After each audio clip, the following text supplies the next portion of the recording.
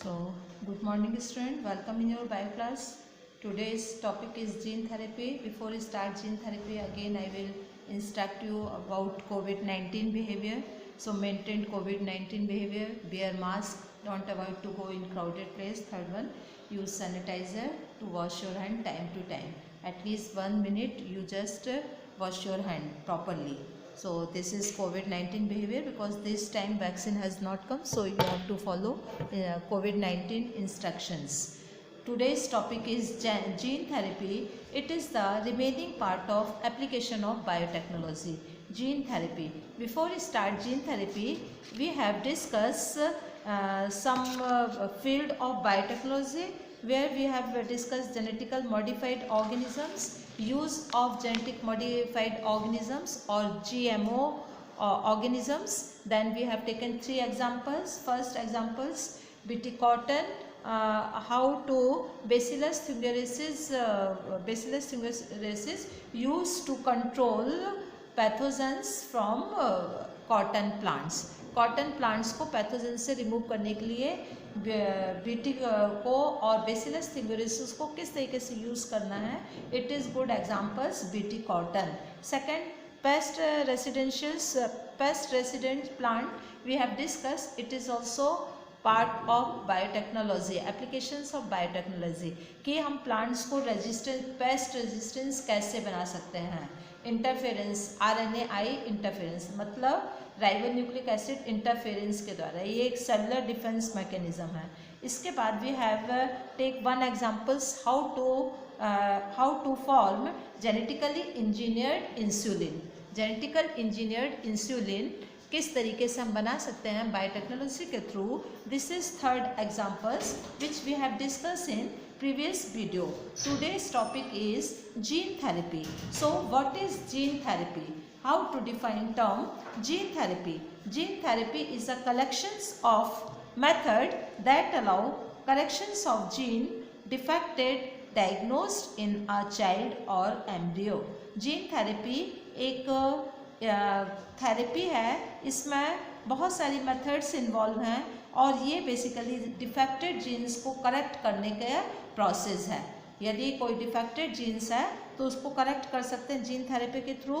Secondly, ये child और embryonic stage पे ही इसको दूर किया जा सकता है. सेकेंड, जीन थेरेपी का second characteristic feature, by insertion of normal genes और defected mutant alleles of the gene are replaced and non-functional gene are compensated. इसमें नॉर्मल जीन का इंसर्शन कर सकते हैं. इंसर्शन का मतलब उसको ऐड करना, ठीक है. And defective mutant alleles genes को भी रिप्लेस किया सकता है नॉन फंक्शनल जीन्स के थ्रू. इस तरीके से यदि कोई डिफेक्टिव जीन्स है या करेक्ट करना हो किसी जीन को, तो उसको हम इस प्रोसेस के थ्रू जीन थेरेपी के थ्रू क्या कर सकते हैं, प्रोसीड कर सकते हैं. Clear student. Third is basically for the first time जो जीन थेरेपी हुई थी वो हुई थी नेशनल इंस्टीट्यूट ऑफ हेल्थ. एक ऑर्गेनाइजेशन है नेशनल इंस्टीट्यूट ऑफ हेल्थ. इसने जीन थेरेपी को first time 4 year old girl के ऊपर अप्लाई किया था. क्या है जीन थेरेपी और किस डिजीज़ के लिए किया था? वो डिजीज़ था ADA. A for adenosine, D for deaminase और A for ADA deficiency. Means adenosine deaminase deficiency. ये नेम है जो कि बीमारी है. ये बीमारी किससे संबंधित है? बीमारी रेजिस्टेंस पावर से संबंधित है.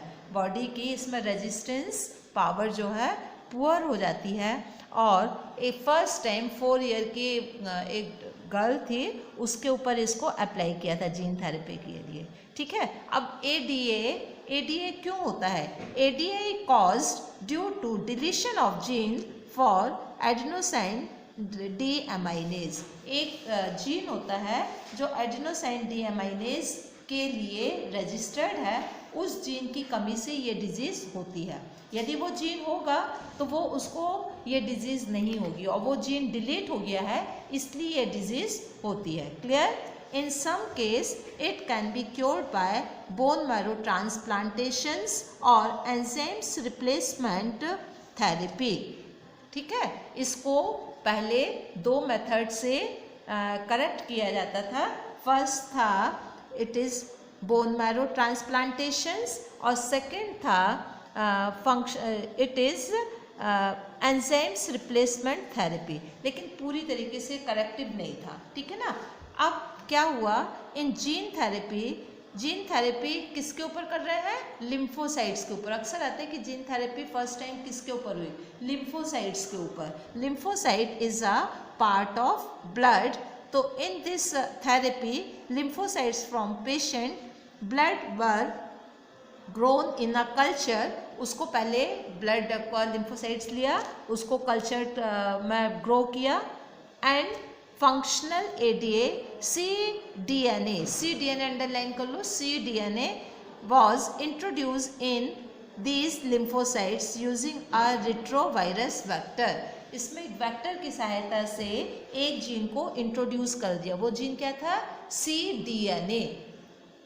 DNA जीन्स होते हैं ना, तो cDNA को लेकर उसे लिम्फोसाइट्स में डाल दिए गए। किसके थ्रू, रेट्रोवायरस वेक्टर के थ्रू। रेट्रोवायरस वेक्टर की स्पेशलिटी होती है कि इसमें रिवर्स ट्रांसक्रिप्शन होता है।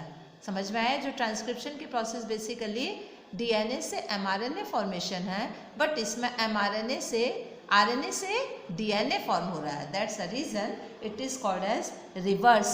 और इस जो वायरस इस तरीके का ट्रांसक्रिप्शन करता है, it is called as reverse transcriptions virus. तो इसमें यूज़ हो रहा है reverse transcriptions vector, reverse virus vector को यूज़ कर रहे हैं।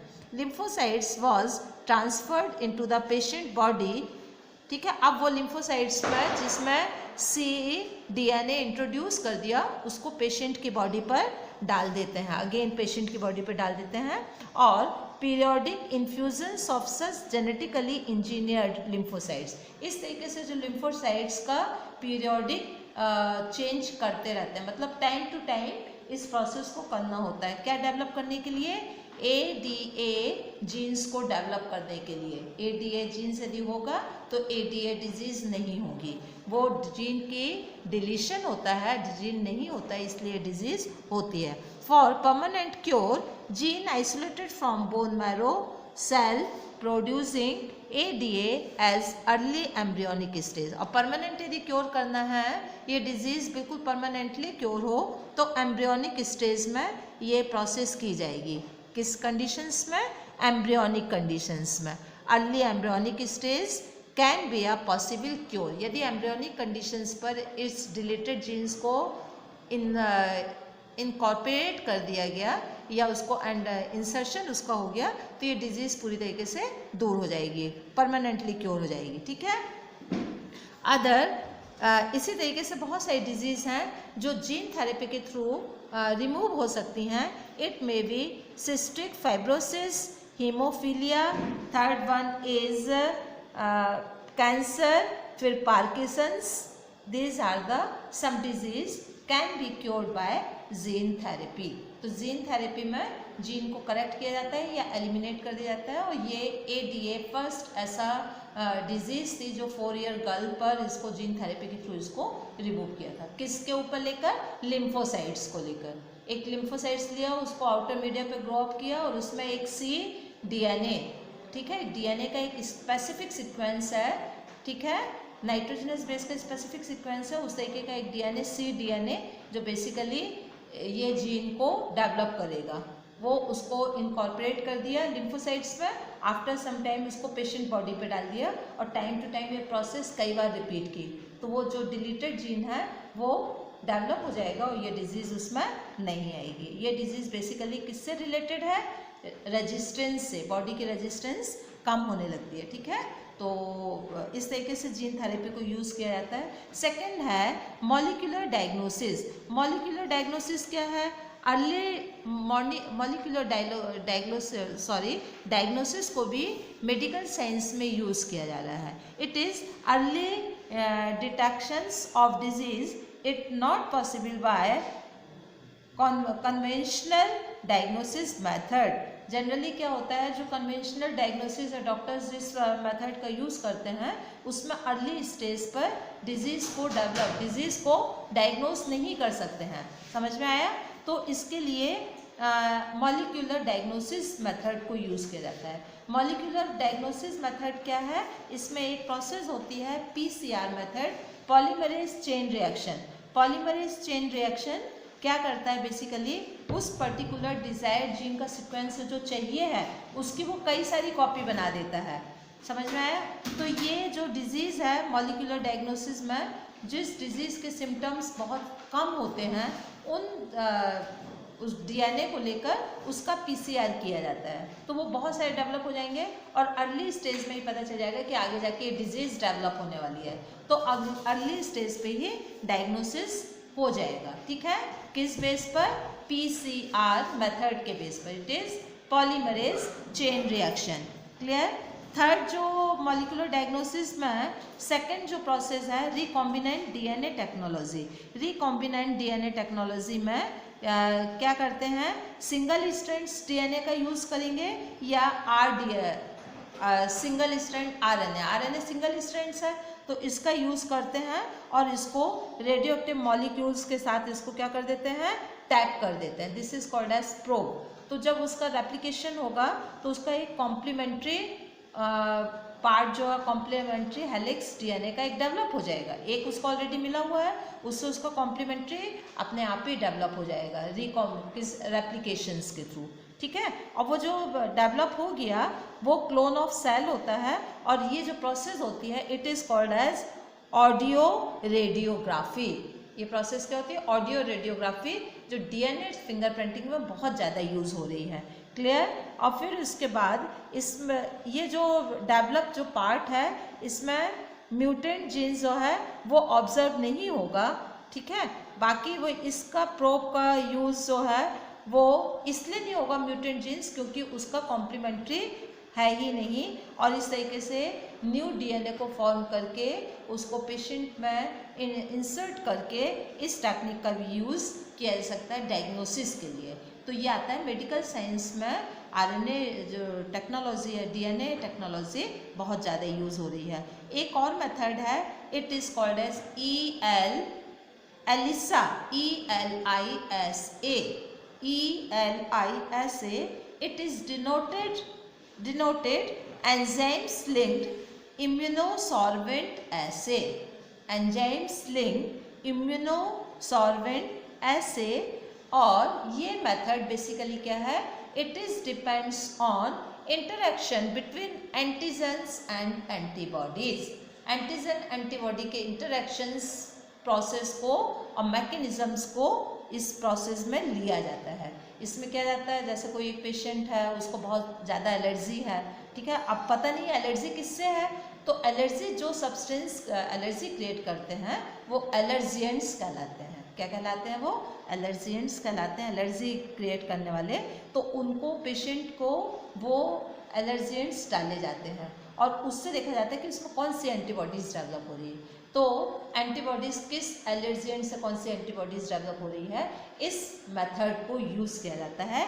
This is called as ELISA, enzymes linked immunosorbent assay. Clear student? ये दो मेथड हो गई। ठीक है?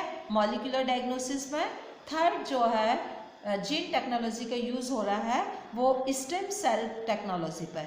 स्टेम सेल क्या होती हैं? Stem cell are undifferentiated biological cell. Biological cell है, चूँकि किसी सेल है तो बायोलॉजी का पार्ट है। अनडिफ्रेंशिएटेड मतलब अभी ये डिफ्रेंशिएट नहीं हुई है। एम्ब्रियोनिक स्टेज तुम लोगों ने रीड किया होगा, तो जम्स लेयर फॉर्म होती है। जम्स लेयर के पहले की सेल अनडिफ्रेंशिएटेड होती है। ठीक है? तो stem cell undifferentiated biological cell है and it can be differentiated into specialised cell. इसको किसी भी सेल में आगे जाके डेवलप किया जा सकता है। ठीक है, नर्व्स की सेल पे, मसल्स की सेल पे, किसी भी सेल पे इसको डेवलप किया जाता है स्टेम सेल को। तो स्टेम सेल थेरेपी आजकल यूज़ हो रही है, जिससे कि ये किसी भी टिश्यूज़ है, कोई टिश्यू है उसकी सेल डैमेज हो गई हैं, ख़त्म हो रही हैं, या सेल किसी तरीके से कंटिन्यूसली डैमेज हो रही हैं, तो स्टेम सेल प्रोड्यूस करके, स्टेम सेल डाल के उस स्टेम सेल को किसी पर्टिकुलर फॉर्म पर कन्वर्ट किया जा सकता है। This is called as stem cell technology. Stem cell किस में होती है? It is always found in multi cellular organisms. One cell organisms में स्टेम सेल नहीं होती है, लेकिन मल्टी सेलुलर ऑर्गेनिजम्स में स्टेम सेल होती है। Adult stem cell are used in medical therapies, for examples in bone marrow transplantation. Bone marrow transplantations में adult stem cell का यूज़ किया जाता है। ठीक है, एक स्टेम सेल भी फाइंड आउट हो रहा है। Stem cell can also be taken from umbilical cord blood just after birth. Birth के बाद जो उसके बच्चे के साथ जो एम्बिलिकल कॉर्ड्स जो होती है, उसमें जो ब्लड होता है वो भी स्टेम सेल फॉर्मेशन के लिए बहुत ज़्यादा यूज़ हो रहा है। पहले उसको थ्रो कर देते थे वेस्ट मटेरियल समझ के, अब वो जिसको हम प्लेजेंटा कहते हैं, प्लेजेंटा, और कॉमन लैंग्वेज में जो नाल कहते हैं, जो बच्चे के और मदर से अटैच रहती है, वो नाल बर्थ के समय पर निकलती है, उसको भी एम्बिलिकल कॉर्ड कहते हैं बायोलॉजिकल लैंग्वेज पर। उसका भी यूज़ स्टेम सेल के लिए किया जा सकता है। Clear? Stem cell can be used to, आगे जाके स्टेम सेल का यूज़ किस किस के डिजीज़ के लिए हो सकता है? It is very chronical disease like diabetes, heart disease, spinal cord injury, cystic fibrosis and cancer, rheumatoid arthritis. These are some very chronic disease which can be treated in future by stem cell treatment. So stem cell भी molecular diagnosis का ही एक ये और genetic engineering का ही एक part है। तो genetic engineering में आपने कौन कौन से इसके टाइप्स लर्न करे हैं? First one is gene therapy, second one is molecular diagnosis, third one is stem cell technology, fourth one is transgenic animal. Transgenic animal क्या होते हैं? Transgenic animal those DNA is manipulated to process and express an extra or foreign genes are known as transgenic animal. वो animal जिसमें DNA को manipulate किया जाता है एक प्रोसेस के थ्रू, ठीक है, और वो एक्स्ट्रा जीन को अपने साथ रखता है, वो एक्स्ट्रा जीन कुछ बेनिफिशियल होता है। This is called as transgenic animal. Transgenic animal में रैट, रैबिट, पिग्स, शीप और काऊ को प्रोड्यूस किया जा चुका है। ये एक फूड के पॉइंट ऑफ व्यू से, ठीक है, और इसके बाद ज़्यादा प्रोटीन इनसे मिला। यदि कोई प्लांट डेवलप कर रहा है तो ज़्यादा प्रोटीन्स के लिए एक कुछ ट्रांसजेनिक राइस डेवलप किया है, golden rice. Golden rice basically क्या होता है? राइस में पहले विटामिन्स वगैरह नहीं होते थे, सिर्फ उसमें कार्बोहाइड्रेट होता था, लेकिन उसमें एक विटामिन ऐड किया गया है, वो जीन ऐड किया गया है जो उस विटामिन को डेवलप करता है। तो अब वो विटामिन ए उसमें इंक्लूड कर दिया है गोल्डन राइस, इसलिए वो गोल्डन कलर का है। कैरोटीन होता है उसमें, ठीक है, जो विटामिन ए का सोर्स है, और वो बेसिकली जो आई साइटनेस की जो लोगों को प्रॉब्लम होती है वो उस राइस को खाने से नहीं होगी, क्योंकि उसमें विटामिन ए इंक्लूड हो गया है। This is transgenic plants, transgenic rice. समझ में आया? तो एग्जाम्पल्स आप गोल्डन राइस का वो भी एक्सप्लेन कर सकते हो।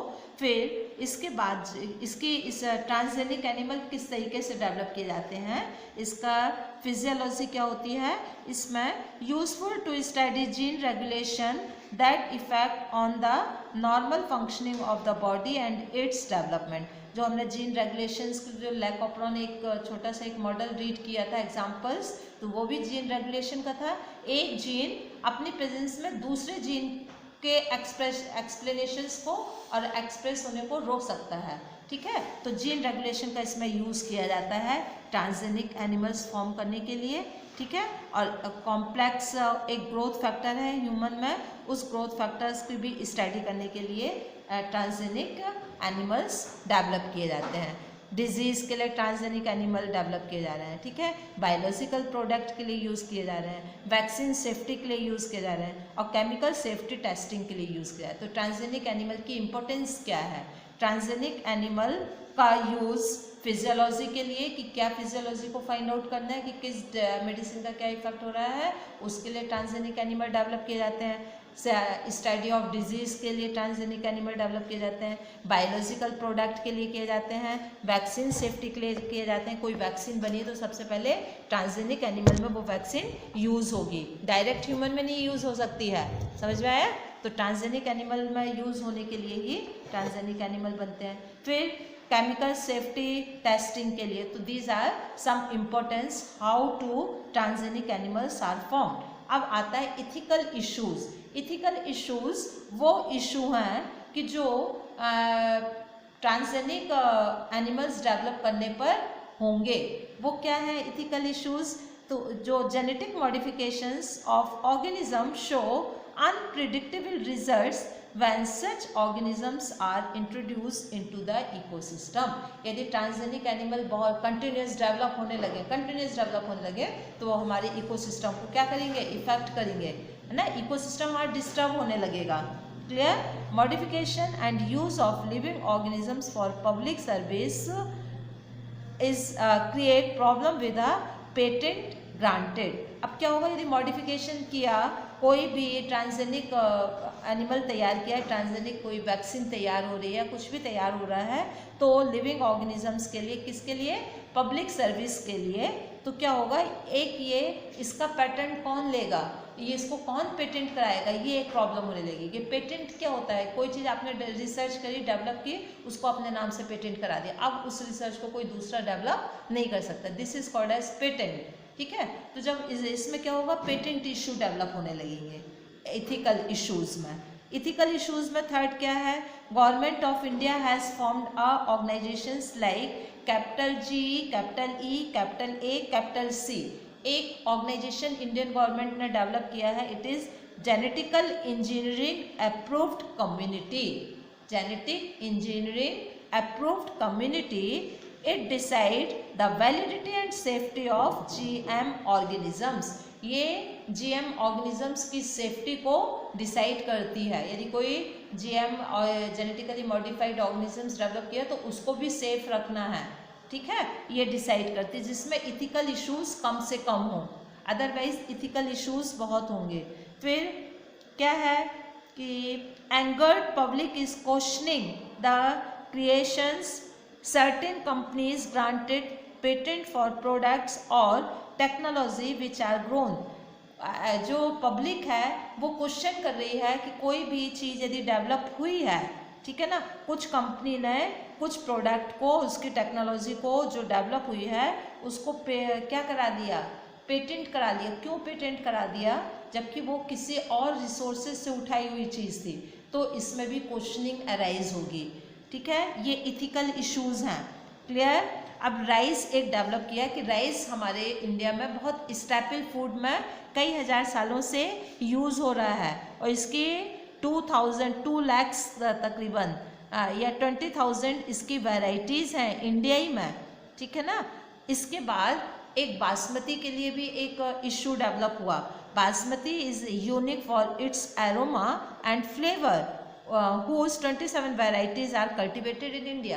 20 बासमती के 27 जो हैं वो वैरायटीज़ इंडिया में डेवलप हो रही हैं, ठीक है। तो ये किसने डेवलप की, किसके थ्रू डेवलप की, ये सब इथिकल इश्यूज़ हैं। इसका पेटेंट कौन कराएगा? बेसिकली जो बासमती है वो तो एक पर्टिकुलर एरिया का है वो चावल, लेकिन उस चावल में कुछ ने चेंज करा के अपने अपने एरिया में डेवलप करा दिया, तो पेटेंट कौन करेगा उसका? This is ethical issues. समझ में आया? India basmati was cross with, अब अमेरिकन कंपनी थी एक, उसने क्या किया कि इंडिया के उसने बासमती चावल लिया, उसको एक सेमी जो डॉग वैरायटी से उसको क्या किया, क्रॉस करा के और एक नई उसकी वैरायटी डेवलप कर ली और अपने नाम से पेटेंट करा लिया। तो दिस इज इथिकल इश्यूज कि वो बेसिकली कहाँ का था, एक हमारे एरिया का था, अब वो जाके पेटेंट कहाँ हो गया, अमेरिका की कंपनी उस करा दिया, तो वो उसने हमारे इथिक्स हमारे वो चुराए ना, बेसिक वो चीज़ हमारा स्टील किया उसने, तो दिस इज एथिक्स। ठीक है, ये एथिक डेवलप होंगे। ठीक है, तो this is some ethical issues which will be develop after GMO species. जब जेनेटिकली मॉडिफाइड ऑर्गेनिजम्स डेवलप होंगे तो इस तरीके के कुछ इश्यूज डेवलप होंगे, उसकी बायोपायरेसी भी हो सकती है। ठीक है, बायोपायरेसी टर्म क्या है? Biopiracy is defined as a use of bioresources by multinational companies and other organizations without proper authorizations from the countries and concerned people without compensatory payments। यदि हम किसी की कोई चीज़ लेते हैं तो उसको कॉम्पनसेट करते हैं, कुछ पेमेंट देके। हमने कोई चीज़ डेवलप की और कोई उसको दूसरा हमारी बिना नॉलेज के और हमारे से बिना परमिशन लिए, बिना हमको उसका कॉम्पनसेट दिए बिना और हमारी चीज़ को अपने रिसोर्स के रूप में यूज़ कर रहा है, this is called as biopiracy. तो बायोपायरेसी बायो रिसोर्स के लिए होती है और पायरेसी टर्म जो किसी भी रिसोर्स के लिए हुआ, जनरली कंप्यूटर में होती है, कंप्यूटर प्रोग्राम्स में कि बायोपायरेसी ये पायरेटेड प्रोग्राम है, इसको हमको यूज़ नहीं करना है। ठीक है, तो ये एक प्रकार से पायरेसी टर्म्स उससे निकल के आया है। क्लियर? अब इसके बाद क्या है कि कुछ ऐसी कंट्रीज जो कि बहुत रिच हैं, डेवलपमेंट में बहुत रिच हैं, बट उनकी ट्रेडिशनल वैल्यूज़ बहुत कम है, ट्रेडिशनल नॉलेज उनकी बहुत जीरो है। और कुछ ऐसी कंट्रीज़ हैं जो कि ट्रेडिशनल चीज़ों पर ही बिलीव करें, जैसे इंडिया को ही लें कि हम ट्रेडिशनल जो हमारी टेक्निक्स हैं उस पर हम बहुत ज़्यादा बिलीव करते हैं। ठीक है, और उसको एज ए रिसोर्सेज हम उसको संभाल के रख रहे हैं। तो ये जो अब हमारे उन रिसोर्सेज को कोई पेटेंट करा ले तो उसने हमारी ही रिसोर्सेज को क्या किया, स्टील किया, तो दिस इज बायोपायरेसी। इस तरीके से बायोपायरेसी हो सकती है, जैसे बासमती राइस के लिए किया। ठीक है, traditional knowledge related to bio resources can be exploit और develop modern applications and are used to save time. ठीक है, इस तरीके से बायोपायरेसी हो सकती है। पेटेंट टर्म किसके लिए यूज़ किया है? पेटेंट का मतलब होता है patent is a set of exclusive rights granted by a state national government. ठीक है, जो एक हमको राइट्स प्रोवाइड करती है गवर्नमेंट, ये आपके लिए पेटेंट हो गया, मतलब इसको हर चीज़ की रिस्पॉन्सिबिलिटी आपकी, आप इसके मालिक हो। पेटेंट मीन्स एक प्रकार से आपको उसकी ओनरशिप दे देना है, कोई दूसरे को यदि उस चीज़ को लेना है तो आपसे पूछेगा, this is called as patent. ठीक है ना, तो पेटेंट करने के लिए 3 चीज़ें मस्ट होती हैं। पहले आप में इनोवेटिव आइडिया होना चाहिए, तभी हम किसी चीज़ को पेटेंट करा सकते हैं। ठीक है, नॉन ओबियसनेस होना चाहिए। ठीक है, it may be documented but it is otherwise well known. ये डॉक्यूमेंटेड भले ही ना हो लेकिन हमें इसके बारे में पूरी जानकारी हो। यूटिलिटी, उसकी एक यूटिलिटी होना चाहिए, पर्टिकुलर यूज़ होना चाहिए, तब हम उस चीज़ को पेटेंट करा सकते हैं। ये उसके लिमिटेशंस हैं पेटेंट कराने के। ठीक है ना, अब कंट्रोवर्सीज इन इंडिया, कुछ पेटेंट पे इंडिया में कंट्रोवर्सीज हुई है। फर्स्ट है टर्मरिक के ऊपर, फिर नीम के ऊपर, बासमती राइस के ऊपर। तीनों इंडिया के ही प्रोडक्ट थे। तो जब इसको किसी दूसरी कंट्री ने इसको पेटेंट कराया तो इंडियंस के किसी व्यक्ति ने उसके ऊपर एक क्या कर दिया, एक क्लेम कर दिया कि आप इसको पेटेंट नहीं करा सकते, और फिर उससे पेटेंट उसका वापस ले लिया गया। तो these are some controversy. Now we have finish today's topic student. अब इसके बाद आप इसको फर्स्ट 1 तक का सिलेबस पूरा कंप्लीट हो गया, अब इसे आप कंप्लीट करोगे। Thank you student, have a nice day. Complete your work in your notebook.